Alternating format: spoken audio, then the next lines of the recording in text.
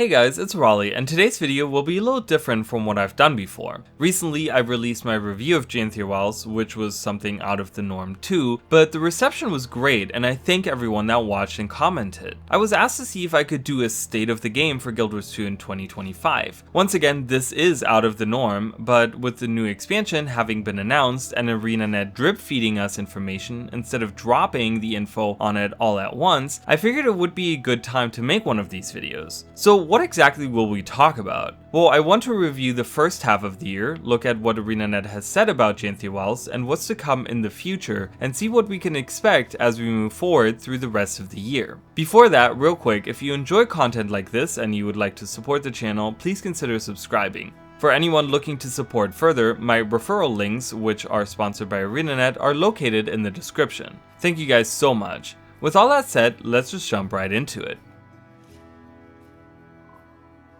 To start off, let's review the first half of the year and talk about what's currently going on in Guild Wars 2. Janthia Wilds, the latest expansion, much like Secrets of the Obscure, which was the expansion before Janthia Wilds, was initially received very well. As the releases went on and we came into 2025 and saw the last few releases for this expansion cycle, things started to go down not just in quantity but quality as well. If you want a more detailed look of my thoughts on Janthia Wilds, you can watch my review of it. I'll leave a link down below. While the content wasn't as bleak as I make it out to be, it wasn't really what most people expected, as the initial release set a fairly high bar.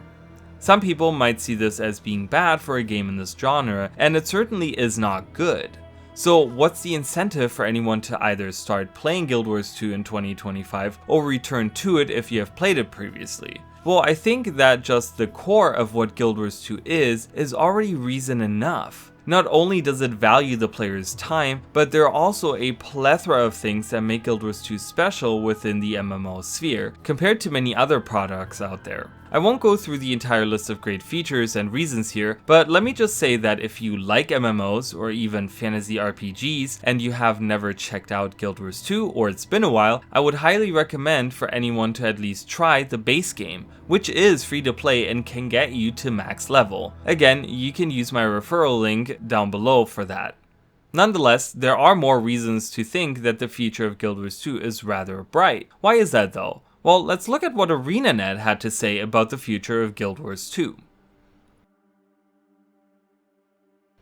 After the conclusion of Janthia Wilds, ArenaNet released a blog post about their takeaway from this expansion. They have done these many times before, and to be honest, going into it I was rather cynical. The last few times they posted these, much of the text described that they had learned some kind of lesson. They would keep things incredibly vague, and by the next release it looked like they didn't really learn anything from the previous releases, which made the whole thing feel like a PR stunt to draw in players without actually aiming to improve anything. So why is this one any different? Well, in the post, they outlined exactly what they thought went wrong, already giving us more details than they've ever done before. A big theme of this blog post was also the idea of wanting to listen to the community more and bring things into the game that have been demanded by the veteran player base for a long time. What are these specific things they want to implement, you ask? Well, we need to look at the actual expansion announcement for Visions of Eternity to really understand what to expect. For this new expansion, they want to look at making raids even more accessible by combining them with strike missions and creating a new UI that would make it easier for people to be able to engage with the endgame PvE content. While we didn't get any details on how this new UI would work, we can speculate that it is a rework of the Looking for Group tool that has been a mess for many years, and yes, the community has been asking to have that revamped for ages now. That's already a huge step in the right direction. Then there is the idea that ArenaNet wants to improve systems rather than add brand new ones. This was also a big complaint from a majority of the player base. ArenaNet kept adding systems after systems into the game, and many of the already existing systems had fallen into disrepair because they hadn't been touched in many years, since there was a major focus on just adding new things. With this new expansion model, which started with Secrets of the Obscure, this changed, however, and ArenaNet is focusing more and more on revamping older systems. And it looks like with Visions of Eternity, they want to look at one of the more egregious ones, that being the looking for group tool. Another huge thing that has been demanded since the release of End of Dragons was the addition of new elite specializations. While after End of Dragons, which was the last expansion to see a new set of elite specializations added to the game, ArenaNet stated that they were not adding any new specs in the immediate future. I think this upset a lot of players, since the elite specializations have some of the biggest impact on the game and the way that players enjoy it. Seeing these return has sparked a renewed interest in Guild Wars 2 for many people. It also looks like, since it's been a few years, that these might be some of the more interesting elite specializations to be added, but we will have to wait and see on the details here. One of the things being added is a new homestead. Homesteads were a feature introduced with Janthia Wilds and were also highly asked for many years. These seem to have landed fairly well with most people looking for such content, and it's nice to see ArenaNet double down on it rather than abandon it, as was the case with some of the previous features. The final feature I will mention are the fashion templates. While rather a minor feature, fashion plays a huge role for goals to go for in Guild Wars 2. At its core, Guild Wars 2 does not have a gear treadmill of any kind, and many people make it their goal to get the best looking fashion they can. So, once again, having a feature that deepens and reinvigorates the system is another good step in the right direction. Now, on a more personal note, one of the issues I had with both Secrets of the Obscure and Janthia Wilds was that ArenaNet tried to stuff too many old unsolved lore threads into these stories. The issue was that neither story was big or long enough to really give these subjects the time and effort they so deserved. It was a shame, and for someone that mainly focuses on talking about the story, locations, and lore in general for the game, it made it hard for me to get excited for the new releases. So how has this changed? Well, for one, we're going to a brand new location. The island of Castora is a completely new setting and does not bring back any old lore threads as far as we've seen, meaning that the story itself will most likely feel completely fresh, which I think at this point is a really good idea for Guild Wars 2. The bad guys as well are the Inquest, which is one of the factions that hasn't seen any updates to their story since season 4 of The Living World, and even there, it left us with more questions and didn't do much in terms of exploring a resolution of this enemy faction that has been in the game since its inception. It will be really nice to get a story that focuses on them and their goals, and perhaps gives a cool, fresh look into them.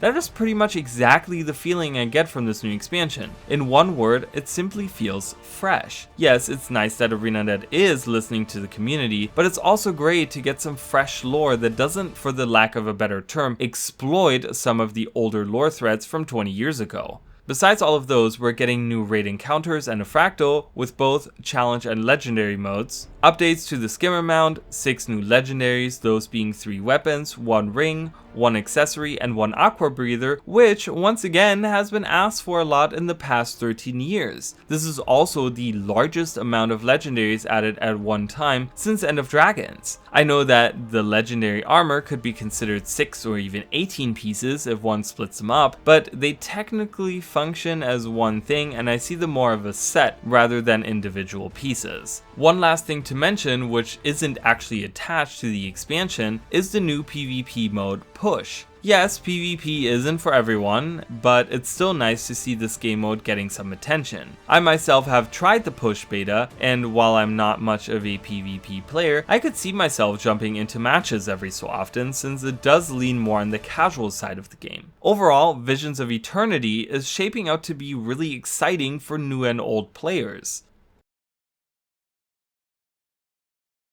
Many of you might have this simple question on your mind. Is Guild Wars 2 worth playing in 2025? In one word, absolutely.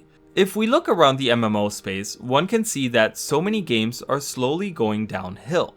Many studios are closing, and this might partly be because they don't listen to their player base, which is sometimes hard for studios to do when the publishers behind them are just looking out for their investors, shareholders, and ultimately their bottom line. Every day I see news of gaming studios closing down and many people losing their jobs. I know that we aren't exactly talking about this issue in this video, but it's important to consider when picking up a live service game such as Guild Wars 2. Will it have a future? Will I just waste my time in the game if I start now and they shut down within the next year? Those are just some of the questions new or returning players might have about starting Guild Wars 2. Based on reports, Guild Wars 2 is doing just fine, and if they can steer their development even more toward what's being demanded and listening to their player base, which seems to be ArenaNet's current agenda, then Guild Wars 2 has a rather bright future ahead of it.